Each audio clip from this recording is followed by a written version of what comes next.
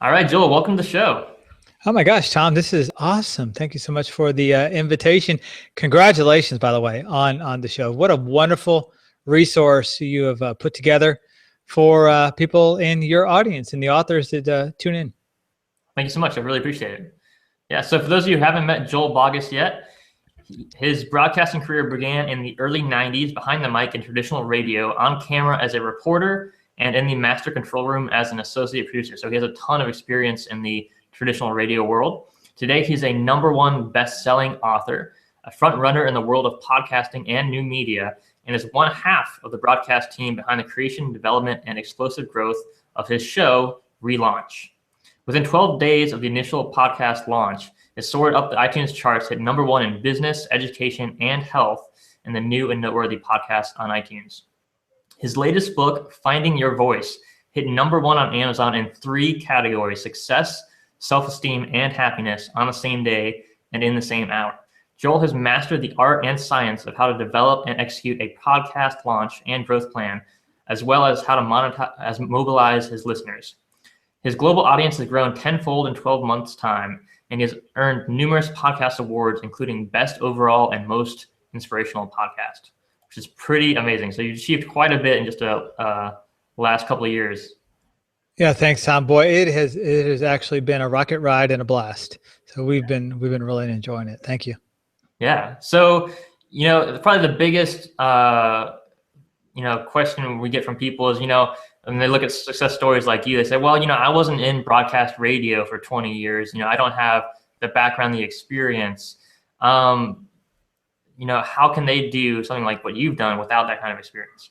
Sure. Yeah, that's actually a great question. And sometimes I'm a little bit leery to even say that because from what you just said, I wouldn't want people to think, oh, but I didn't do that, because it really doesn't matter. But if you have a passion and a desire to share your voice, I think that's where it starts. And there's a multiple different ways to share your voice. You could launch a killer podcast like what you've done. You can write books. You can do video series, or you can be a blogger. And there's many other ways as well. But I think first and foremost, you have to have a desire to share your voice with other people, and let it add value to other folks. And once you have that passion, and it's a deep passion within you, then you can start to look at, okay, well, how do I want to get that out? What are the mediums that resonate most with me or with you? And then you start to try, you start to experiment. A lot of we used to do a live radio show, my wife and I, and we would take live calls. And some of the live calls that we'd get were from frustrated entrepreneurs, and they would ask me a question of, gosh, Joel, there's so many platforms out there. Which one is the best, right? And which one do I use? Do I work on my iTunes program? Do I do this YouTube thing? Do I blog daily? What do I do? What do I do? And my answer to them would always be pretty much the same thing. I would always say, what's your favorite medium? What's your favorite way to get your voice out? And they quickly had an answer every single time. And I said, do that one. Become rock star good at doing your podcast or creating your blog or doing your YouTube videos, and become so good at it that you're the guy or you're the gal that people turn to for that. And then once you become a rock star on one platform, then you can expand to other platforms. Unfortunately, the reverse just leads to a lot of frustration and a lot of confusion. Absolutely. I totally agree with that. I couldn't agree with you more. I think it's so important. Like you said, first of all, find your voice, like find what your passion is, because, you can be a great, DJ, a great broadcaster, a great speaker, but if you don't have a message to share, it doesn't matter how good you are at speaking, you're not going to connect with your audience on the same level. I look at some of my favorite public speakers like John DeMartini, and he says, twice every sentence. He's not a professional speaker, but because he's got that message so dialed in that I resonate with, I love him and I love everything he does, and I could listen to him for hours and hours and hours. And I think that's so important is when you're talking about getting your message out there, that you focus on what is your message first and foremost, and not, are you the best speaker or presenter in the world? Right. Absolutely. You've got to have a message. And frankly, I believe everyone has a message within them, and a message that they were sent here to share, straight up. And once you really get in tune with what that message is, and you grasp it, embrace it, and then it's a game changer for you. And for some folks, it's a little bit tricky because, they've thought, well, I need to do what he does, or I need to do what she does. And yeah, while you can learn a lot of wisdom, and you can save yourself from a lot of pain by following what some of the front runners in the industry are doing, it still has to be you and your brand. Take the good things that you learn, but don't forget to add in yourself, because that's the difference maker. Absolutely. So what you're really saying is be authentic, resonate, just be who you are. Don't try to pretend to be someone else or some celebrity, or just mimic what other people are doing, but really, find your platform, find your voice, and just share the message exactly as you are.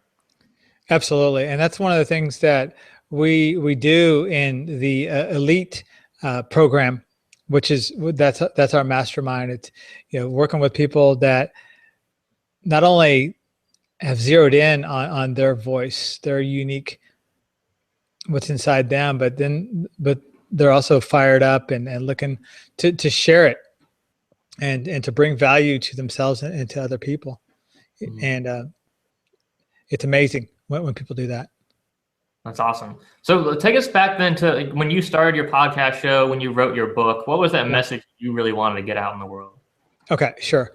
Well, when I wrote the Finding Your Voice book, I thought it was very important that I share a little bit of my story, because I thought it was relevant to the whole finding your voice concept, getting in touch with your uniqueness. And to make a long story short, I want to respect your time, and I want to respect your audience's time. But I had a kind of a rough upbringing. My parents divorced when I was 3. I was an at-risk child, and then when I was 5, I had a near-death experience that actually took me into a coma, and also through years of recovery. And finding your voice, finding what you were sent here to do, well, that kind of became a theme for my life, because I was going through my own recovery. My parents, now divorced, were also going through their own recovery and fighting their own demons. So it was just a theme that I had to really get in touch with. Okay, well, who is Joel? And not who do people say Joel is, but who's Joel really? So exactly. So it talks, the book kind of shares that story. And then I share some stories of some of the people that I've helped through their own journey, helped them get in touch with their voice, and helped them put wheels under some of the things that they've discovered about themselves and the difference that they wanted to make for themselves and for other people. And that's what the Finding Your Voice book is. It's a guidebook for developing clarity, confidence, and direction in your life.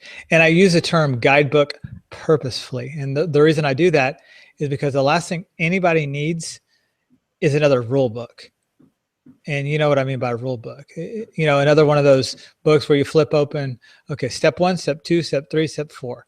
And you will have, millions of dollars, or you will have, unlimited success, or you'll have better this, or more fulfilling that. Well, in theory, that's a great idea, but you and I both know that cookie cutter programs don't work, because we're not cookies. We all have our own personality style and our own giftings. So I purposed it as a guidebook so that you could flip open to pretty much any chapter, start reading immediately, and quickly start to get ideas, inspiration, motivation for, moving forward, developing, more clarity for your own personal and professional walk. That's awesome. That's great. No, I Yes. totally agree. I mean, there really is there's no one path to success. Like everyone has their own path. And like you said, defining, first of all, your voice, your message, what you want to share with the world, and then actually getting it out there. We all have different ways and different methods of doing that. So it's really important, like you said, the very first question, like focus on your strengths. Like what is your favorite platform? What is your favorite method of communicating, and become the best at that. And that's how you really stand out from the field and break out from the crowd. You bet. That's awesome. So, I know you've worked with so many clients and you have your mastermind group. What are some of the biggest challenges people have when it comes to, finding their voice, finding their message, and how do they overcome those? Sure. Okay. Well, biggest challenge is that sometimes their voice and their personality style is covered with different layers of expectations from other people. Also, maybe some shame, maybe some guilt, maybe a little bit of doubt that they've just kind of learned throughout their lives. And so that's a challenge, that they're covered up with all those things. But the opportunity is to uncover and to break through those challenges. And there's a process that we go through to help people gain the self-awareness and confidence to be able to break through. Once we're able to do that, then we're able to work with kind of a new creation, if you will.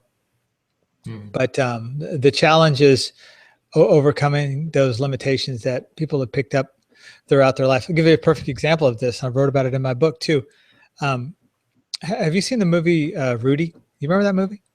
Actually, I don't think I've seen that one. Okay. Well, definitely go get that movie on Netflix or however you want to. But in that movie, it's based on a true story of Rudy Rudiger, who was a little kid. I think he was 5'4" and not very strong, but he had two dreams for his life. He wanted to go to Notre Dame, was dream number one. Dream number two is he wanted to play football for Notre Dame. Problem was, he wasn't the smartest kid in the world, and he was short, he was weak, and while he loved watching football, he wasn't the best football player in the world. And the movie kind of chronicles his journey and how he showed up for practice. He was a walk-on player, and how he tried and basically would get beaten up every day by the A team and by the seniors on the Notre Dame squad. And his dad took him aside in the movie, and he kind of said, Rudy, this dream of yours is playing Notre Dame football. What are you, nuts? I mean, this is our lot in life. We're not cut out to rise to the top like that. I'm a factory worker. Your brother is a factory worker. Your grandfather worked in the same factory that we all work in. And then he said, why don't you give up on this dream of going to Notre Dame, playing Notre Dame football, and, get your time card, punch your clock, and stand in line with everyone else in your family. And, he had a decision to make right there. Rudy did, and that was to either accept the limitation that his dad handed down to him, or to create his own rule book and to live by the rules that he created for himself. And even if you haven't seen the movie, you obviously know where this story is going. And I won't ruin the movie for you so you can go see it, but he followed his own rule, the rule that was true for Rudy. And that's what happens when people really understand with clarity their voice, their dream, their aspiration. They're able to travel that journey. And if they want it bad enough, they're going to get it regardless of what other people say or have said. Absolutely. I love that. It's so inspiring, and I love inspirational movies. So I'm definitely going to check out Rudy. I totally agree with that. I think, we all kind of grow up with these expectations, maybe from our family or from society or from culture or whatever of, what you should do, go to school, get good grades, get a job, that kind of thing. And especially, as entrepreneurs, as authors, as creative people, we're often told, you can't do that. There's no money to be made as an author, as an artist, as a creative person, go get a real job. And I think people like you and me, like we've proven like that's not true. Like, you can create an amazing lifestyle, an amazing career, pretty much doing whatever you want. If you love it, if you have the right message. And like you said, if you become the best at what you do and get your message out there to your audience. Yes. That's awesome. That's great. So tell us some stories about some of your students and how they've overcome kind of those blocks, those expectations from society and the achievements that they've had. Yeah, that's a thank you for asking me that question, giving me the opportunity to talk about it. I think the first thing you have to do for people is you have to create a safe environment. And if there's one thing that we do in our conversations and also in our mastermind is we create a safe, non-judgmental environment. And you have to create that scenery for people to be able to express themselves. And just, I don't think I've mentioned this, but I have a master's in counseling. So that is just kind of bred into me, creating that safe place. And when you do that, then people can share a deeper dream than just the surface level, what I like to call cocktail conversation type stuff. And you know what cocktail conversation is? It's that conversation that doesn't really go anywhere. That's about the local sports team or the weather, but getting deeper than that is really where the gold is. So creating that safe environment is key. Then once you do that, and then people understand that they're not going to be looked down upon, judged, or laughed at, which may be not what they're used to, that's when you can really start to learn some things and help them connect some dots and take some safety steps. Safety steps are what I call them. It's those steps that challenge you, but it's not so much where it's like a leap, because leap of faith, while it sounds kind of fun and exciting and is neat to talk about, it's downright scary. But if you talk about, well, let's talk about one or two safety steps that we can kind of put together one after the other and see what that might look like. And that's an easier thing to think about for some people anyhow. Mm-hmm. Absolutely. Yeah. I mean, there's so much fear involved in, starting a business, writing a book, doing something new, launching a podcast show, because it's like, you just don't know. There's so much unknown, and that unknown is what I think creates a lot of that fear. So I love what you talk about, creating a safe environment for people so they can, truly express themselves and find, and have that real conversation about what they really want in their life, and not just, like cocktail party conversation. I totally get that. So, you take people through the safe environment and you get them inspired and they see a new vision for their life. They say they want to start a business or write a book, do something new. And then how do you actually go about, making that a reality? Like, taking that safe environment from, maybe a seminar or a workshop or a course and expanding that into that person's entire life so they can actually get it done and make it happen. Sure. Absolutely. Well, you have to definitely know that they're behind their idea. Because if they're not behind their idea, then folks aren't going to be willing to put forth the effort and the action. And that's a secret to success, effort and massive action. There's no magic formulas, regardless of what some people say. You've got to put in the sweat equity. But if they're behind it, they're going to put forth the effort because they'll be excited about it. So create the safe environment, help them to understand what they really want, and then help them put together an action plan so that they can carry out whatever actions that they want to. And by the way, everyone has different schedules and responsibilities. So you want to keep that in check too. For the single mom of, 3, her schedule is obviously going to be different, and her availability for building her own empire will be different than, let's say, a single person that's 22 that has a nest egg, or that has some help and support to get started. Those situations are going to be different.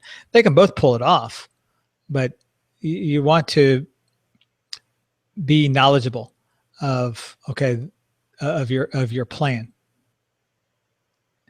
for something that actually makes sense for you based on where you are in your life. Right. So like you're talking like a realistic step-by-step kind of plan that shows you, how many, what your main focus is going to be on over the next, couple months, couple weeks, years, whatever, to actually build up your audience, build up your platform, and get it done. Yeah, absolutely. Yeah. Awesome. It's not magic. It just takes consistent steps. And what I was trying to say is those steps may look different, and they may be different for different people, because we all have different roles, responsibilities, and schedules. But if you're consistent with your step, that's when the magic happens. Absolutely. Yeah. And I totally get like what you're saying, being behind your idea. I mean, to me, it's like being committed. You can tell the difference between someone who's like really committed to, starting a business, getting it done, publishing the book, versus someone who's just, dabbling in it or doing it as a hobby. It's a total different energy. And like you said, I mean, I think the people who are behind their idea, who are really committed, they don't give up. They don't take months and years and weeks off messing around. Like they get the work done because they're so excited about where they're going with their life that they can't wait to get there. Well, one of the things that I do at the very front end when I'm talking with people about ReLaunch Elite, which, as I mentioned, is my mastermind, and really the Elite has three values that we stand behind, and I up front talk about these in our very first one-on-one. And number one is we talk about personal accountability. And a lot of times when folks join a mastermind or whatever, they do it because of the group's ability to hold them accountable. And I'm a little bit of a contrarian. So I'll say something like, it's great that the group will hold you accountable, or that I might hold you accountable. But the needle mover is when you hold yourself accountable, because it's not going to be up to the group leader, whoever the group leader is, or the other people in the mastermind group. Your success is not their responsibility. Your success is your responsibility. And yeah, it's cool when people link arms with you and hold you accountable and, clap for you and cheer you on to victory. We all need that. We all need to be surrounded by supportive groups of people, and people that are not afraid to challenge us. But the difference maker is when you're able to hold yourself accountable too. And that's one of the things that we talk about.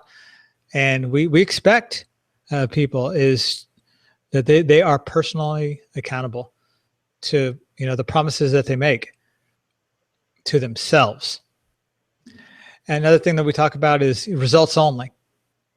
And results only is exactly what it sounds like. You're doing the things that will bring you the results that you want. It's no challenge to be busy. That's not a challenge for anybody. But to really be able to zero in on work that matters, that is results oriented, that's where things happen. And the third value is no excuses. I mean, no excuses. And we talk about that value not so me or anyone else in the group can be a hard ass or be a drill instructor, but because that is the game changer when you don't allow yourself to give yourself excuses.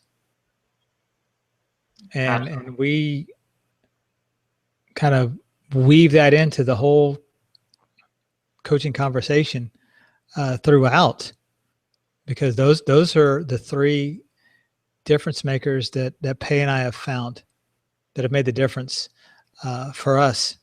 There's other values, there's other difference makers that are important too, but we stick to those three because in our experience, and You know, there's others out there too, but in our experience, those have been those have been the most powerful.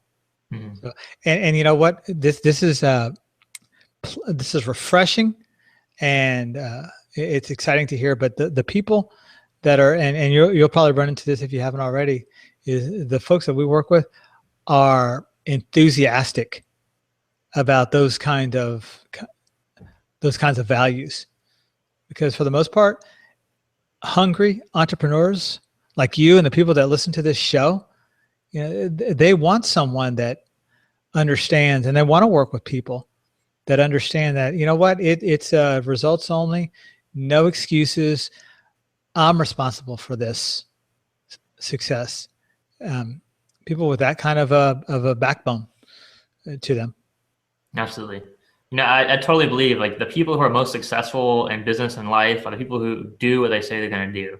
You know, if you say you're going to show up at, you know, this time to do an interview or to do whatever, you show up. You know, you do what you said you were going to do. And it's amazing, you know, how many people will cheat themselves out of success because they don't hold themselves accountable to what they promised, you know, to themselves, to their family, to their audience, and so forth, that they said they were going to do, but then, you know, excuses came up and they didn't get it done. Here's what's exciting in my private Facebook group, in my elite group, is people are actually hashtagging no excuses when they're talking amongst themselves. So what that's telling me is that's a winner, and everyone can relate with that. And every time I see that, I have to smile to myself, because people they remember that, and it sticks. And you know, that's what will take their business to a whole nother level. And it's not because Joel says so, it's because that's how it works. If you refuse to let yourself off by an excuse, then you're going to put forth that effort that needs to happen for your thing to go through. Absolutely. Yeah, it's like burning the bridges. Like you have no other option. Like you say you're going to do it, you just got to get it done. There's no excuses. There's no other way. That's the only thing you can do. And Yeah, you know, and with that, you know, life happens. Kids get sick, cars break down, things unplanned for happen. But so what? I mean, you take care of what needs to happen, and then you get right back to it. You take a couple of punches, and then you get off. You get up, you dust yourself off, and then you keep swinging. That's how winning is done in pretty much every area, or every way you can look at it. absolutely. I love it, man. Absolutely love it. So I know we've only got a couple minutes left, and I know you've got some brilliant marketing strategies that you've used, you know, to make your book a #1 bestseller, to have your podcast be #1 on iTunes. So can you share with us briefly kind of the top things that you've done for your launches and how other people can kind of model those if they choose to have success in that arena? Sure, absolutely. Number one thing is you want to form a launch team right from the start. For our book launch, we had I think we had 85 people on our launch team, somewhere between 85 and 100. And you want to do that. And here's who your launch team is, because a lot of people ask me, well, what's a launch team? Your launch team are your friends, family, coworkers, and neighbors. Those could be people that you know at church. Those could be people that you work with or worked with, people that you went to school with, people in your family. Basically, what your launch team is going to do is they're going to help you promote your book, and they're going to help you move the needle in the Amazon rankings. And then once you have that launch team, let's say you have 85 people, which I believe that was the size of our launch team. Then you give them an ironclad, bulletproof 2-week plan for them to launch. For what you need for them to do during your launch. And that'll probably include things like, I need you to go to Amazon and write a review for my book, because that moves the needle on Amazon. I need you to promote via social media the link to purchase my book. One of the things that we did for our book is we wrote out every single social media post and tweet, including the artwork that we put together, because we wanted to make it third grade simple for our launch team. We wanted to take all the thinking out of the game for them. The last thing anyone needs is more stuff to think about, and we know that. So we did all the writing and thinking for them. And so when it came time to promote my book via social media, all they had to do basically was share or retweet the content that I put out. So it was very easy for them. I still needed people to actually do it, but all the content was already created. I even went so far as to write out the reviews on Amazon for people to use. I don't think anybody ever used any of the ones that I wrote, but I wrote them out because I wanted that to be available, just in case a person wanted to copy and paste. That's awesome. Yeah, and I mean, I've had people do that too. I've reached out to other influencers, who I said, I'd love for you to review my book. And I've had people say, well, why don't you just write the review for me and I'll review it? And sometimes they make changes, sometimes they don't. But it's like, go ahead. Well, that's the nugget that your audience can take with them today. If you're ever going to ask somebody to write a review for your book, always write it first, especially if it's an influencer or whom you would consider to be an A-list guy, because A-list people do not have time to read a manuscript, a book, or you really study in detail a podcast or a video series. If you have a good relationship, and that's the thing, you want to have a good relationship first. If there's a good relationship there, they're going to take your word for it. And they're going to glance at the book. They're going to see what you've written, and they might change a word or two, but they'll usually let you go for it. And boy, that happened over and over again with the A-list people that endorsed my book. Other people wrote it, but they just, signed off on it, made sure it was okay, and it sounded like something that they would say. Mm-hmm. Nothing wrong with that, by the way. Absolutely. Yeah, I mean, you're just making it easy for people to do business with you. And that's the thing right there. Easy. It's got to be easy. People, for the most part, they want to help you. They don't know how. Make it easy. Exactly. That's such a great point. Yeah, like, you have this team of 85 people on your team. It's like they want to help you, but they don't want to spend, a week figuring it out how to do it. So if you just give them step by step, here's what you do, here's what to post on Facebook, here's the image to use, and you make it super easy for them, they're going to do it. Right.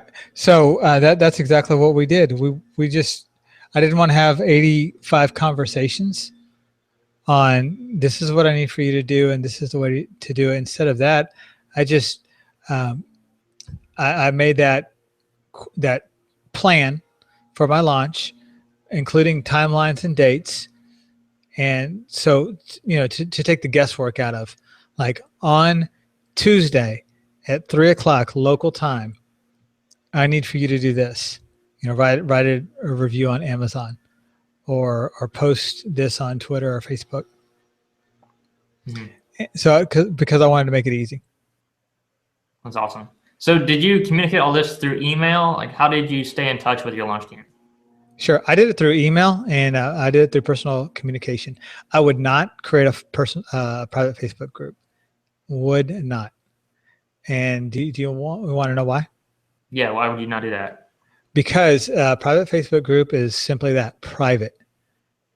But you, as an aspiring author, you want to be public. So if let's say you had a social media post in artwork and you put it in your group, well, that's private. You're not going to be able to share that out because it's in a private group. So instead of having a private group, I didn't have any group because there was no point in it. I just communicated through email. And then also I followed up over the phone with people, because number one, I knew that they wanted to help me, but number two, I wanted to be helped, and I didn't want to leave anything to chance, frankly. Mhm. Absolutely. I think it's one of the keys in business is to follow up because, if you're the one launching your book, no one cares about it more than you do. And Right. so when you follow up with people, you remind them that you care and you do them a favor because they probably forgot. They're busy. They've got, family, kids, work, everything else going on. So when you remind people gently, here's what to do, it's Tuesday, it's time to post on Twitter. It just makes it easier for them. They can just get your email, copy and paste, post it. 1 minute, they're done, and they don't have to think about it anymore. That's pretty much what I did. And I knew that people don't need more social media in their life for the most part. So that's another. I don't remember exactly my reasoning, but I'm sure that crossed my mind that I didn't want to give people more stuff to have to check on a voluntary basis because these were volunteers. So I just again wanted to just make it as easy as I could. Exactly. Love it. That's brilliant advice. Make it easy to do business with you, make it easy to work with you, and you'll get a lot farther for sure. And here's what happened. Not only did I pull off the book launch, and pretty much everyone helped. When a year after that, when it came time to do my podcast launch for ReLaunch, guess who I called? Those exact same people. And well, you know what happened? ReLaunch within 12 days just crushed it and started, hitting number ones and hit number ones on iTunes multiple times in all three of the categories. And I used pretty much those same people that already knew, like, and trusted me from the book launch. So I said that to say this: when you put together a launch team, your very first launch team, well, those are your believers. So you're going to be able to call on them again for your next book or your next podcast or your next product launch or whatever. You're going to be able to tap those people on the shoulder again because they love you. They want you to succeed, and they're willing to put in a little bit of sweat to help you succeed. So. Absolutely. Yeah. I totally believe that, long-term success in business is all about long-term relationships. And I think it's really important. Like if you're doing a launch, that launch is super important, but you want to preserve those relationships as well. You don't want to burn those relationships just so you can have a better launch or something like that. Yep. I agree. Awesome. Well, thank you so much, Joel. You shared just a wealth of wisdom with us today. Before you head out, tell us where people can find out more about you, your show, your book, and what you're up to. Sure. Yeah. Thanks for that. Just go to relaunchshow.com. Again, relaunchshow.com. And we've got quite a few free resources on there. Some of the free email templates that I've used to, recruit my launch team, to call people to action. Those are there, as well as other resources. All of our podcasts are on our website as well. And it's a great place to go and connect with us. relaunchshow.com. Awesome. Thank you so much, Joel. It's been a pleasure. All the best. Thanks for having me here.